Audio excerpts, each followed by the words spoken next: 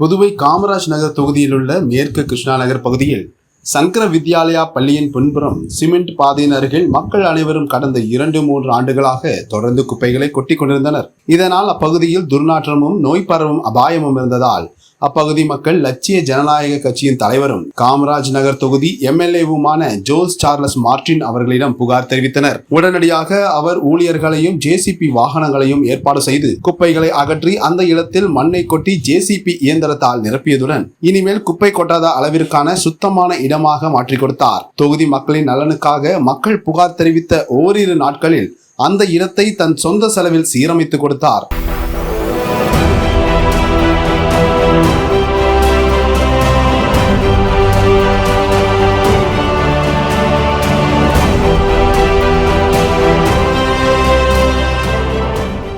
இதனால் அப்பகுதி மக்கள் எம்எல்ஏ ஜோஸ் சார்லஸ் மார்டின் அவர்களுக்கு நன்றி தெரிவித்துக் கொண்டனர். குப்பை போடுறதுக்கு நாங்க புகார் கொடுத்ததுக்கு உடனடியாக நடவடிக்கை எடுத்த ஜோஸ் சார்லஸ் மார்டின் ஐயா அவர்களுக்கு, எம்எல்ஏ அவர்களுக்கு, காமராஜ் நகர் தொகுதி மக்கள் சார்பாகவும் மேற்கு கிருஷ்ணா நகர் பகுதி மக்கள் சார்பாகவும் மிகுந்த நன்றியை தெரிவிக்கிறோம். வணக்கம். குப்பையெல்லாம் சரி பண்ணி இப்ப எங்களுக்காக ஸ்கூலுக்கு போற வழி வர்ற வழி இது எல்லாருக்கும் அது நன்மையை தருது.